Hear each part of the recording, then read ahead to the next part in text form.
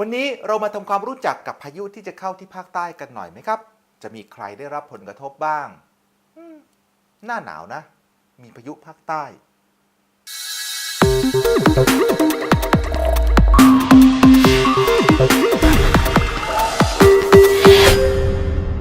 สวัสดีครับพบกับผมแซค ธนินทร์ วัฒน์ พัฒนวีรคุณทีวี360องศาวันนี้มาพบกับแฟนๆของทีวี360องศาใน Facebook และใน YouTube นะครับน่าสนใจทีเดียวที่ภาคใต้มีการประกาศเตือนภัยลักษณะอากาศจากการมีพายุ Depression ที่กำลังจะเข้าทางบริเวณภาคใต้ตอนกลางอยู่นะครับตอนนี้ในประเทศไทยตอนบนนั้นเป็นฤดูหนาวแต่ในบริเวณภาคใต้ยังเป็นฤดูฝนครับผมเล่าเรื่องนี้ให้ฟังมามากแล้วนะครับว่าเป็นเรื่องของธรรมชาติเลยเมื่อยามที่ประเทศไทยตอนบนของเรานั้นเป็นฤดูหนาวภาคใต้ยังคงเป็นฤดูฝนครับเพราะว่ามีอิทธิพลของลมมรสุมตะวันออกเฉียงเหนือที่พัดนำความชื้นจากอ่าวไทยเข้าไปทำให้เป็นฝนที่ตกมากขึ้นในบริเวณภาคใต้แต่การเตือนภัยลักษณะอากาศในภาคใต้ระยะนี้ไม่ได้มาจากลมมรสุมตะวันออกเฉียงเหนือเท่านั้นมาจากพายุ Depression ด้วย Depression ลูกนี้มาจากไหนถ้าเราย้อนหลังไปเมื่อสัปดาห์ที่แล้วมีหย่อมความกดอากาศต่ำกำลังแรงลูกหนึ่งนะครับเดินทางมาจากทะเลจีนใต้และก็เข้าสู่ภาคใต้ตอนล่างทำให้มีฝนตกหนักในบริเวณภาคใต้ตอนล่างเมื่อสัปดาห์ที่แล้วจากนั้นก็มีพายุโซนร้อนดอมเรย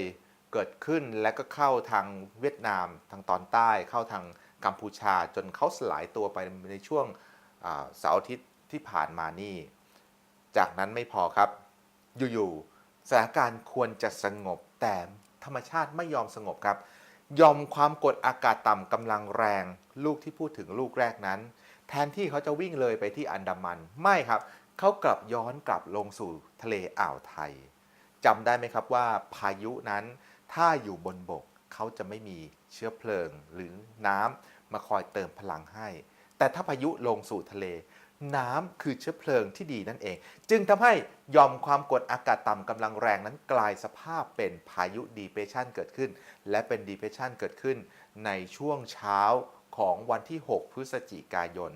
และช่วงเช้าของวันที่7พฤศจิกายนเขาจะเคลื่อนที่เข้าสู่บริเวณภาคใต้ของเรานั่นเองซึ่งกรมอุตุนิยมวิทยาคาดว่าจะเป็นในบริเวณสุราษฎร์ธานีต่อกับชุมพรนะครับดูประกาศของกรมอุตุนิยมวิทยาก่อนนะครับกรมอุตุนิยมวิทยาบอกว่าพายุ Depression บริเวณอ่าวไทยตอนล่างนั้นมีความเร็วลมศูนย์กลางประมาณ55กิโลเมตรต่อชั่วโมงครับมีทิศทางการเคลื่อนตัวไปทางตะวันตกค่อนไปทางเฉียงเหนือนะครับเล็กน้อยด้วยความเร็ว10กิโลเมตรต่อชั่วโมงคาดว่าจะเคลื่อนขึ้นฝั่งจังหวัดสุราษฎร์ธานีในวันที่7พฤศจิกายนและจะเคลื่อนลงสู่ทะเลอันดามันในระยะต่อไปลักษณะเช่นนี้ทำให้ภาคใต้มีลมแรงและมีฝนตกเป็นบริเวณกว้างกับมีฝนตกหนักถึงหนักมากหลายพื้นที่ขอให้ประชาชนบริเวณภาคใต้ระวังอันตรายจากฝนที่ตกหนักถึงหนักมากนะครับและฝนตกสะสมไว้ด้วยซึ่งอาจจะทำให้เกิดน้ำท่วมฉับพลันน้ำป่าไหลหลากและสำหรับผู้ที่เดินทางไปในบริเวณภาคใต้ขอให้ตรวจสอบสภาพอากาศก่อนออกเดินทางนะครับมาดูพื้นที่ที่กรมอุตุนิยมวิทยาคาดว่าจะได้รับผลกระทบนะครับในวันที่6-8พฤศจิกายนบริเวณที่จะได้รับผลกระทบเป็นฝนตกหนักเพิ่มมากขึ้นนั้นได้แก่ไล่เลยนะครับตั้งแต่ประจวบคีรีขันธ์ชุมพรสุราษฎร์ธานีเกาะสมุยนครศรีธรรมราชพัทลุงสงขลาปัตตานียะลาและนราธิวาสสังเกตดีๆนะครับ6-8พฤศจิกายนจำง่ายๆเลยนั่นก็คือในบริเวณภาคใต้ฝั่งอ่าวไทยนั่นเองและอีกพื้นที่หนึ่งที่จะได้รับผลกระทบก็คือฝั่งอันดามัน6จังหวัดเลยครับผลกระทบที่จะเกิดขึ้นทางฝั่งอันดามันนั้นจะเกิดขึ้นในวันที่7-9พฤศจิกายนนะครับไล่มาตั้งแต่ระนองพังงาภูเก็ตกระบี่ตรังและสตูลนะครับส่วนคลื่นลมในบริเวณอ่าวไทยและอันดามันนั้นมีกำลังแรงโดยอ่าวไทยจะมีคลื่นสูง 2-3 เมตรขอให้การเดินเรือนั้นเดินเรือด้วยความระมัดระวังนะครับเรือเล็กฝั่งอ่าวไทยควรงดออกจากฝั่งส่วนประชาชนที่อยู่บริเวณชายฝั่งภาคใต้ฝั่งตะวันออกขอให้ระวังอันตรายจากคลื่นที่ซัดเข้ามาหาฝั่งด้วยฟังข้อมูลเหล่านี้แล้วผมจะให้เห็นเป็นภาพที่จะจดจำง่ายๆนะครับเริ่มจากการดูโมเดลพยากรณ์ฝนจาก Meteo Earth ซึ่งเป็นแอปพลิเคชันในมือถือที่ผมใช้เป็นประจำเลยนะครับเปิด Meteo Earth ขึ้นมาบริเวณที่เป็นพายุ Depression ก็คือตรงจุดที่มีลมเกือบจะหมุนอยู่ในบริเวณทางด้านข วามือของจังหวัดทางนครศรีธรรมราชนะครับตรงนั้นแล้วก็ตอนนี้ก็จะเป็นลักษณะของสีน้ำเงินเข้มๆนี่คือพายุดีเพรสชันที่พูดถึงนะครับสังเกตนะครับพายุดีเพรสชันไม่มีชื่อเรียกนะครับว่าเขาเป็นพายุอะไรพายุจะมีชื่อเรียกได้นะครับอย่างเช่นลูกล่าสุดก็คือดอมเรย์อะไรอย่างเงี้ยนะครับก็ต่อเมื่อเขาพัฒนาตัวเองขึ้นเป็นระดับพายุโซนร้อนขึ้นไปนะครับงั้นตอนนี้ดีเพรสชันยังไม่สามารถพัฒนาตัวเองเป็นพายุโซนร้อนเขาจึงไม่มีชื่อจึงเป็นพายุหมุนอยู่ในทะเลนั่นเองนะครับดูตามโมเดลของ Meteo Earth เลยนะครับผมจะรันโมเดลนะครับดูภาพนะครับลมจะเหมือนเป็นเกือบจะลมหมุนๆนะฮะตรงจุดนั้นแล้วก็จะเห็นได้ว่าในวันอังคารนะครับลมหมุนนี้ก็จะมีพลังเพิ่มมากขึ้นแล้วเขาก็จะขึ้นฝั่งน่าจะช่วงบ่ายๆของวันที่7นะครับดูนะครับพายุก็เคลื่อนต่อไปและสังเกตดูนะครับว่าสีฟ้าก็จะเกิดอยู่ในบริเวณที่เป็นชายฝั่งของภาคใต้ฝั่งอ่าวไทยทั้งสิ้นนะครับวันที่8ฝนนั้นสีฟ้าก็กลืนเข้ามาในบริเวณทางฝั่งอันดามันด้วยส่วนพายุก็เคลื่อนลงสู่ทะเลอันดามันเคลื่อนออกไปนะครับและสังเกตว่าวันพฤหัสที่ 9 นั้นก็จะเห็นว่าสีฟ้าเป็นลักษณะของธรรมดานั่นก็หมายความว่าวันที่ 9 พฤศจิกายนเป็นต้นไปลักษณะของฝนทางภาคใต้ก็จะกลับเข้าสู่ภาวะปกตินะครับหรือเป็นฝนตามฤดูฝนปกตินั่นเองนะครับดังนั้นช่วงเวลาลุ้นระทึกก็จะเป็นช่วงเวลาที่วันที่ 7 ที่ 8 ซึ่งพายุดีเพรสชันเคลื่อนผ่านในบริเวณจังหวัดสุราษฎร์ธานีชุมพรแถบนั้นนะครับส่วนบริเวณใกล้เคียงก็จะมีฝนที่ตกเพิ่มมากขึ้นนั่นเองนะครับนี่เป็นลักษณะของพายุดีเพรสชันที่มาให้เราได้รู้จักและก็ทักทายเราในช่วงเวลานี้นะครับสิ่งที่จะสังเกตตามมานั่นก็คือว่ามีลมในทิศทางตะวันออกเฉียงเหนือพัดอยู่ในบริเวณนี้ด้วยนะครับเมื่อพายุเข้ามาเนี่ยจึงทำให้เห็นได้ว่าคลื่นลมในบริเวณอ่าวไทยจะมีกำลังแรงครับการที่คลื่นลมมีกำลังแรงแบบนี้ก็หมายความว่าเรื่องของการเดินเรือในอ่าวไทยก็ต้องใช้ความระมัดระวังขึ้นมาทันทีนะครับเมื่อกี้ผมบอกแล้วนะครับว่าเราให้สังเกตง่ายๆว่าในช่วงวันที่ 6-8 พฤศจิกายนเนี่ยเอาเป็นว่าภาคใต้ฝั่งอ่าวไทยตั้งแต่ประจวบลงไปจนถึงนราธิวาสจะได้รับผลกระทบจากพายุที่ทำให้เกิดฝนที่ตกหนักเพิ่มมากขึ้นจากนั้นวันที่ 7 ถึงวันที่ 9 พฤศจิกายนผลกระทบจะข้ามมาทางฝั่งอันดามันด้วยนะครับและเรื่องของคลื่นลมมีกำลังแรงเพราะว่าลมมรสุมและพายุนั้นทำให้คลื่นลมมีกำลังแรงและสังเกตนะครับทิศทางของลมมรสุมนั้นมาจากทางตะวันออกเฉียงเหนือจึงทำให้ภาคใต้ฝั่งอ่าวไทยตลอดแนวเลยครับจึงต้องระวังเรื่องของคลื่นซัดฝั่งเข้าไปด้วยคลื่นซัดฝั่งหมายความว่าลมเนี่ยมันมาแรงแล้วมันก็ทำให้เกิดคลื่นนั้นยกตัวขึ้นแล้วก็ซัดเข้าหาฝั่งด้วยกำลังแรงนี่เป็นช่วงหน้าคลื่นอ่าวไทยแรงเลยครับจะสังเกตง่ายๆแบบนี้ครับและก็ทำความเข้าใจกันง่ายๆแบบนี้ก็จะเข้าใจได้ว่าเรื่องของลักษณะอากาศภาคใต้ตอนนี้เป็นฤดูฝนขอให้พายุผ่านพ้นไปพายุทำให้อากาศเนี่ยมันเกิดการแปรปรวนแบบฉับพลันนะครับที่ทำให้มีฝนตกหนักเพิ่มมากขึ้นแต่เมื่อพายุจากไปแล้วฟ้าฝนของทางภาคใต้ก็จะกลับเข้าสู่ภาวะปกตินี่คือลักษณะของพายุดีเพรสชันที่เข้าภาคใต้จะสังเกตเห็นว่ารายละเอียดมีไม่ได้มากนั่นก็หมายความว่าพายุลูกนี้อาจจะไม่ทำอันตรายพี่น้องภาคใต้มากเกินไปนะครับแต่อย่างไรก็ตามนะครับอย่าวางใจเรายังคงต้องระวังอันตรายเรื่องของฝนตกหนักน้ำท่วมฉับพลันน้ำป่าไหลหลากได้อยู่เพราะว่าโอกาสเกิดฝนสะสมจะทำให้เกิดภาวะอุทกภัยรุนแรงนี้อาจจะเกิดขึ้นได้ไงก็ต้องระวังพี่น้องภาคใต้ก็ต้องระวังมีแฟนๆทาง Facebook ของทีวี360องศางงๆบอกว่ามีพายุมาตอนนี้แล้วยังไง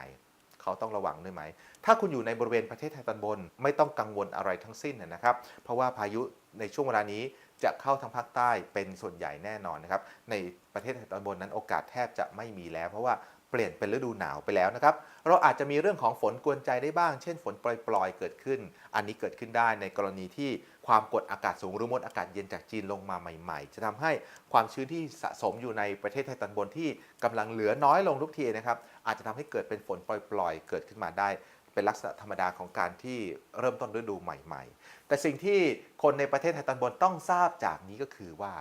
เรากำลังเข้าถึงรอบช่วงเวลาที่อุณหภูมิจะสูงขึ้นแล้วครับมาถึงรอบนี้แล้วอุณหภูมิสูงขึ้นก็หมายความว่าอากาศเย็นๆในตอนเช้าแบบที่เราได้รับในช่วงเสาร์อาทิตย์ที่ผ่านมาแม้แต่กรุงเทพอุณหภูมิ22องศากว่าเองนะ อืมแบบนั้นเนี่ยครับตอนนี้เรียกได้ว่าจะยังไม่เกิดขึ้นแต่ไม่รู้ว่าในสัปดาห์ต่อไปจะมีอากาศเย็นๆแรงๆเหมือนช่วงเสาร์อาทิตย์ที่ผ่านมาหรือเปล่าพูดแบบนี้นั่นก็หมายความว่าตลอดช่วงเวลานี้ครับไปจนถึงเสาร์อาทิตย์ที่11-12พฤศจิกายนยังไงอากาศอุ่นขึ้นตอนเช้าๆเนี่ย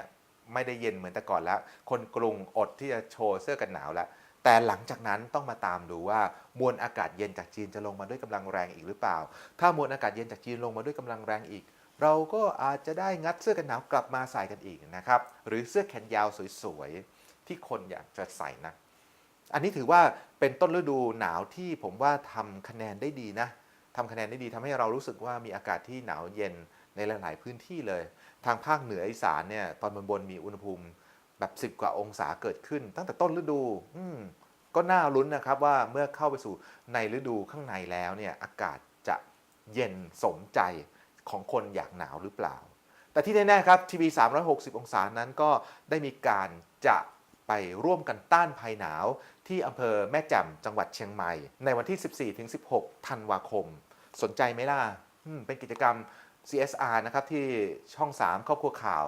มอบให้ทีวี360องศาดำเนินการในการที่จะนำความรู้เรื่องของการเปลี่ยนแปลงของลักษณะอากาศเนี่ยไปใช้ให้เกิดขึ้นจริงว่าไปบอกคนว่ามันเกิดขึ้นจริงแล้วเราจะได้ช่วยกันซึ่งตอนนี้กิจกรรมนั้นก็คือจะทำกิจกรรมต้านภัยหนาวในโครงการอุ่นไอรัก360องศากับตราแม่ครัวสนใจก็สมัครที่ Facebook ของทีวี360องศาเลยง่ายๆมีกติกาอยู่แค่เราทำตามกติกาแล้วก็รอคอยดูกันคัดเลือกว่าท่านจะได้มีโอกาสเป็น1 ใน 50 คนแฟนข่าวที่จะไปร่วมแจกผ้าห่มต้านภัยหนาวให้กับพี่น้องในอำเภอแม่แจ่มจังหวัดเชียงใหม่หรือไม่เราไม่ได้ไปกันแค่50คนนี้แล้วก็ผมเท่านั้นจะมีดารารักโลกช่อง3 5คนไปให้คุณกระทบไหล่แล้วก็ทำกิจกรรมกับพวกเขาด้วยนะครับน่าสนใจทีเดียวนะครับซึ่งใครที่เคยไปกิจกรรมของทีวี360องศาเนี่ยจะทราบดีว่าเป็นกิจกรรมที่น่าสนใจมากและเราไปร่วมกันทำดีให้กับคนในชนบทคนในพื้นที่ที่ขาดโอกาสให้เขาได้เรียนรู้กับความรู้ที่เรามีแล้วก็เราก็ไปเรียนรู้ด้วยว่าไอ้สิ่งที่เราสนใจกันอยู่เนี่ยถึงเวลาเนี่ยมันมันเป็นภัยพิบัติทางธรรมชาติที่เกิดขึ้นจริงๆแล้วก็เราก็สามารถที่จะช่วยกันแก้ไขเพื่อให้เกิดความยั่งยืนได้จริงๆนะครับมาคอยติดตามกันนะครับว่าลักษณะอากาศจากนี้จะเป็นอย่างไรเชื่อว่าพี่น้องภาคใต้อดทนหน่อยถ้าใครมีฝนมากใครไม่มีฝนมากก็ถือว่าโชคดีนะครับแต่ถ้าใครมีฝนมากก็อดทนหน่อยในช่วงวันที่7วันที่8 2วันเนี่ยอาจจะมีเรื่องของฝนมากหลังจากนั้นฟ้าฝนจะกลับเข้าสู่ภาวะปกตินะครับเมื่อพายุดีเพรสชันเคลื่อนผ่านประเทศไทยไปพายุดีเพรสชันลูกนี้ถือว่าเป็นพายุลูกที่เท่าไหร่ที่เข้าประเทศไทยรู้หรือเปล่าในช่วงฤดูฝนที่ผ่านมามีพายุเข้าสู่ประเทศไทย3ลูกในบริเวณประเทศไทยตอนบนและพายุดีเพรสชันลูกนี้เป็นลูกแรกที่เข้าที่ภาคใต้และถือเป็นลูกที่4ของพายุที่เข้าในประเทศไทยในปี2560ถือว่ามากนะครับเพราะว่าปีที่ผ่านมานั้นพายุเข้าประเทศไทยบางปีแบบแทบจะนับไม่ได้บางปีมีแค่ลูกเดียวนี่มา4ลูกมันเกิดความผิดปกติอะไรกับลักษณะอากาศของประเทศไทยหรือไม่ต้องจับตาครับต้องจับตาไม่สามารถตอบได้โดยทันทีว่าเกิดความผิดปกติหรือเปล่าเราต้องดูกันเป็นระยะยาวว่ามันเกิดอะไรขึ้นหรือไม่แต่ขอให้จดจำไว้ว่ามันมีเหตุการณ์ลักษณะอากาศแบบนี้เกิดขึ้นเมื่อเรารู้ว่ามันมีลักษณะอากาศแบบนี้เกิดขึ้นเราก็คอยมาทบทวนบทเรียนครับเมื่อเราทบทวนบทเรียนแล้วเราก็พอจะทราบได้ว่ามันมีความเปลี่ยนแปลงของลักษณะอากาศอะไรกับประเทศไทยหรือไม่เมื่อเราทราบว่ามีความเปลี่ยนแปลงของลักษณะอากาศอะไรหรือไม่เราก็ควรจะปรับตัวเพื่ออยู่ร่วมกับความเปลี่ยนแปลงอันนั้นเพราะว่าเราหนีออกไปจากประเทศไทยไม่ได้หนีออกไปจากโลกใบนี้ไม่ได้เราต้องอยู่ที่นี่อยู่กับบ้านของเรา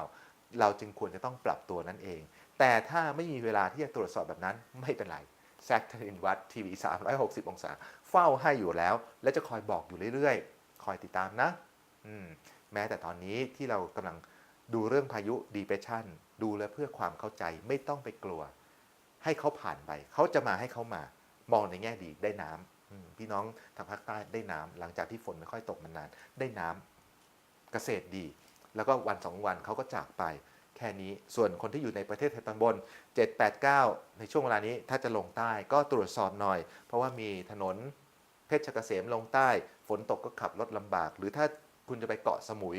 เดินทางในช่วงเวลานี้เสี่ยงเพราะว่าคลื่นลมมันแรงเห็นไหมครับรู้และให้เกิดความเข้าใจแบบนี้พอทุกอย่างมันกลับเข้าสู่ภาวะปกติเราก็เดินทางได้สะดวกแล้วก็หรือใครอยู่ในประเทศตอนบนไม่ได้ลงมาที่ภาคใต้ก็แทบจะไม่มีอะไรเกิดขึ้นเลยนะครับ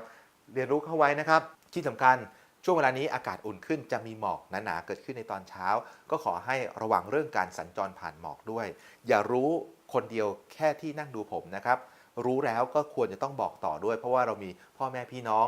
ญาติของมิตรสหายของเราอยู่ที่ต่างจังหวัดหรือตัวท่านเองอยู่ต่างจังหวัดบางทีเพื่อนของท่านไม่ทราบก็บอกกันจะได้รู้ว่าในเช้าเนี่ยจะมีหมอกไงก็ขับรถระวังเพราะว่ามีอุบัติเหตุเกิดขึ้นจากการขับรถผ่านหมอกเนี่ยแต่ละปีเนี่ยมากทีเดียวนะครับนี่คือสิ่งที่ทุกคนจะได้จากการติดตามทีวี360องศาผ่าน Facebook และ YouTube นะครับกดไลค์กดแชร์หรือ Subscribe